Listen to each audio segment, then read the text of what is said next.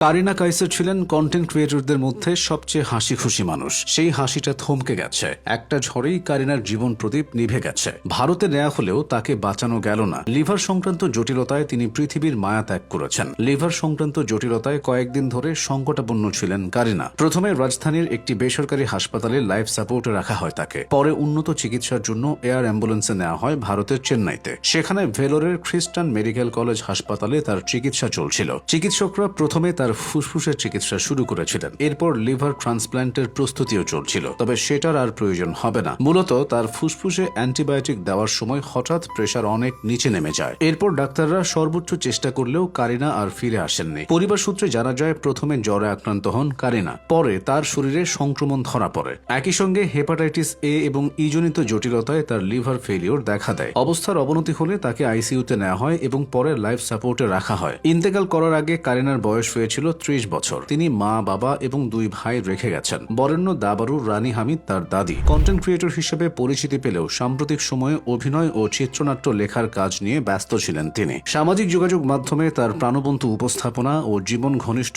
Content তরুণ দর্শকদের কাছে তাকে পরিচিত করে তোলে। পরে ওটিটি ও নাটকের জগতেও ধীরে ধীরে নিজের জায়গা তৈরি করেন তিনি। অভিনয়ের পাশাপাশি চিত্রনাট্যকার হিসেবেও কাজ করেছেন। তার উল্লেখযোগ্য কাজের মধ্যে রয়েছে ইন্টার্নশিপ ও 36-24-36। কর্মজীবনের পাশাপাশি অ্যাডভেঞ্চারের প্রতিও ঝোঁক ছিল কারিনার। কাজের জন্য হোক বা ব্যক্তিগত কারণে তিনি অনেকবার দেশের বাইরে গিয়েছেন। প্রায় তার সাথে আরেকজন পরিচিত ইনফ্লুয়েন্সার ডানাবাই জোশকে দেখা যেত।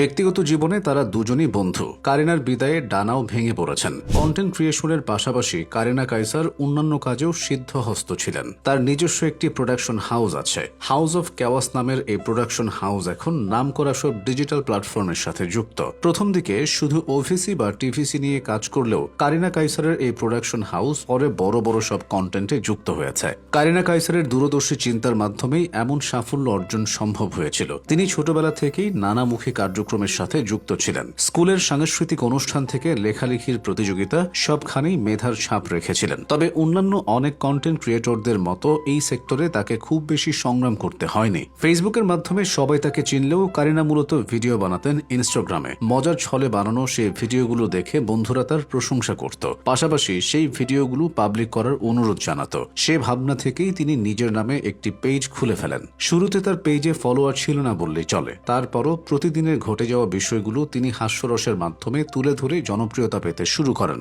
সেই জনপ্রিয়তা এবং পরিচিতি থেকেই বিনোদন প্ল্যাটফর্ম দেখোর সাথে তার সখ্যতা গড়ে ওঠে। অবশ্য দেখো তখনও এত জনপ্রিয় হয়নি। কারিনা কাইসারের সাথে পথ চলা শুরুর পর তাদের পরিচিতি এবং পরিধি বাড়তে থাকে। এখানে কাজ করতে গিয়ে রেজা এবং ইশফাকের সাথে পরিচয় হয়েছিল কারিনা কাইসারের, যারা দুজনই পরে তার ঘনিষ্ঠ বন্ধু হন। এই ত্রয়ী অনেকটা একা হাতেই দেখোকে জনপ্রিয় করে তুলেছিল। এদিকে চাকরিতে সময় দিতে গিয়ে নিজের পেজে আলাদা করে সময় দেওয়া হচ্ছিল না কারিনার। একটা সময় তিনি নিজেই ভাবেন নতুন করে কিছু শুরু করবেন। সে ভাবনা থেকেই বন্ধুদের নিয়ে প্রতিষ্ঠা করেন হাউস অফ ক্যাওয়াস। তবে প্রতিষ্ঠানটির কাজ বেশি দূর না এগোতেই কারিনা পৃথিবী ছেড়ে বিদায় নিলেন। কারিনার চলে যাওয়া যেন কেউই মানতে পারছে না।